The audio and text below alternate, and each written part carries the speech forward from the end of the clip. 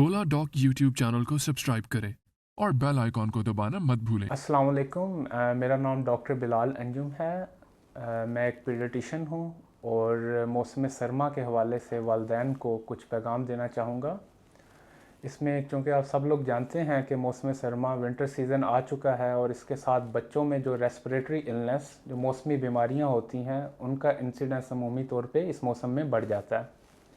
पाकिस्तान के top doctors के साथ अपॉइंटमेंट बुक करें, वो भी पेशेंट फीडबैक देखते हुए।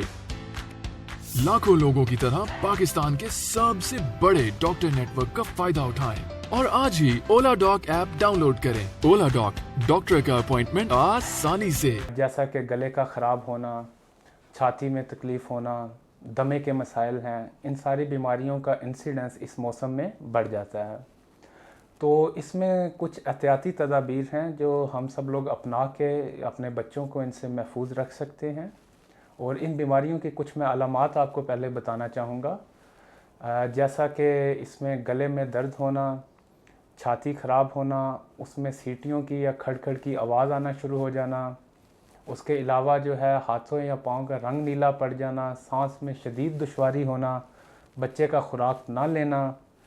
उसके अलावा जो है वो कुछ ऐसी सिचुएशन होती हैं जिसमें इन्हीं बीमारियों के साथ बच्चों को तेज़ बुखार और उसके साथ झटके भी लग सकते हैं। अमूमी तौर पे जो 6 महीने से 5 साल के बच्चे हैं उनको तेज़ बुखार के साथ इन्हीं बीमारियों के साथ झटकों का मसला भी हो सकता है।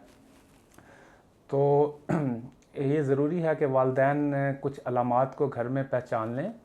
अगर मामूली खुश्क खांसी है तो उसमें आप घरेलू टोटके ज़रूर इस्तेमाल कर लें, जैसा कि शहद पानी में डाल के इस्तेमाल करना। लेकिन अगर कोई ऐसी ख़तरनाक अलामत आए तो उसमें फ़ौरी तौर पे हस्पताल से या किसी डॉक्टर से रजू करें।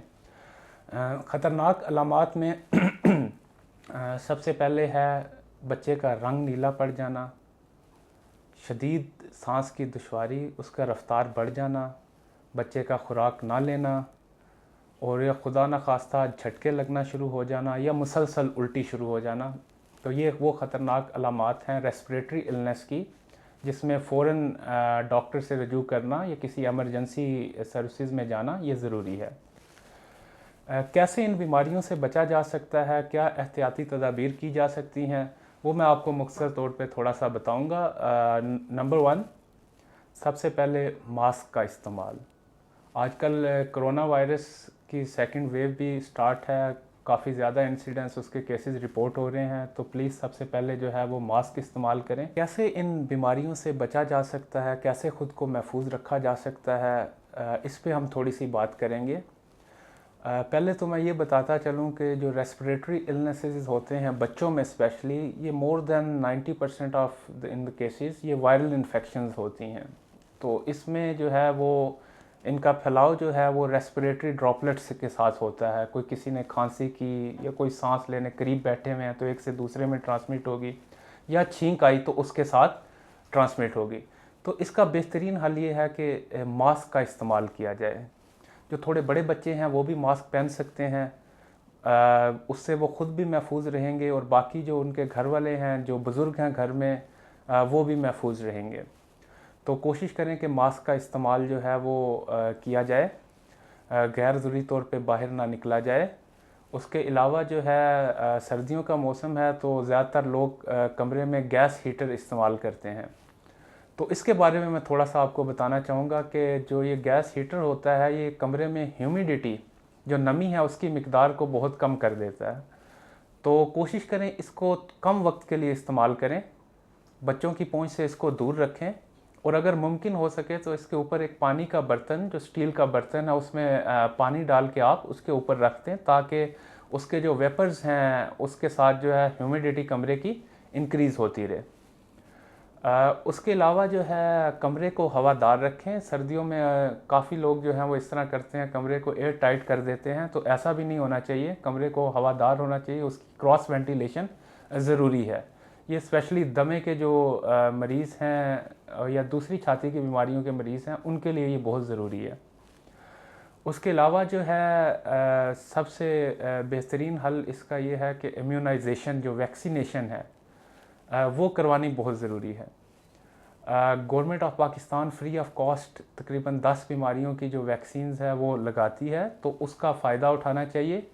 उसमें जैसा कि diphtheria, pertussis, tetanus, polio, Haemophilus influenza, उसके अलावा नीमोकोकल, रोटा वायरस जो कि डायरिया करता है उसकी वैक्सीन, उसके अलावा खसरे की वैक्सीन, मीज़ल्स की, ये सारी जो एक्सपेंडेड प्रोग्राम ऑफ इम्यूनाइजेशन है गवर्नमेंट का, उसमें फ्री ऑफ कॉस्ट अवेलेबल है। सेकेंडली कुछ वैक्सीन्स जो हैं वो एडिशनली भी आप लगवा सकते हैं, स्पेशली इस मौसम में इन्फ्लुएंज़ा वैक्सीन जो कि हर साल आती है और हर साल 1 साल से बड़े बच्चों के लिए रिकमेंडेड है, तो वो भी ज़रूर लगवा लें अगर मुमकिन है तो। इसके अलावा जो है जो सेल्फ़ मेडिकेशन है काफ़ी लोग करते हैं, घर में एंटीबायोटिक स्टार्ट करवा देते हैं। जैसा कि पहले मैंने आपको बताया कि ये जो जितनी भी ये बीमारियां हैं बच्चों की, रेस्पिरेटरी इलनेसेस, ये मेजॉरिटी ऑफ द केसेस ये वायरल इन्फेक्शन की वजह से होती हैं, जिन पे एंटीबायोटिक का कोई असर नहीं होता, उल्टा नुकसान ज़रूर होता है। एक तो रेजिस्टेंस डेवलप होती है, दूसरा उसके जो सिस्टेमिक साइड इफ़ेक्ट्स हैं मैदे पे, गुर्दों पे या जिगर पे, वो भी सामने आ जाते हैं। तो कोशिश करके सेल्फ़ मेडिकेशन मत करें। अगर आपको कोई ऐसी अलामात जो मैंने पहले बताई हैं, जैसा कि दोबारा बता देता हूँ कि शदीद खांसी, तेज़ बुखार होना, सांस में शदीद दुश्वारी, बच्चे का रंग नीला पड़ जाना, खुराक ना लेना या मुसलसल उल्टी करना, या उसके साथ बुखार के साथ झटके लगना, ये तमाम ऐसी अलामात हैं जिसमें फ़ौरी तौर पे एमरजेंसी में जाना ज़रूरी है। इसमें इंतज़ार नहीं करना चाहिए, क्योंकि जितना इंतज़ार करेंगे तो कंडीशन ख़राब होने के चांसेस ज़्यादा हैं। I am working as consultant paediatrician in Max Health hospital. My timings are from 6 to 7 PM from Monday to Saturday. आप ओला डॉग के थ्रू अपॉइंटमेंट बुक कर सकते हैं।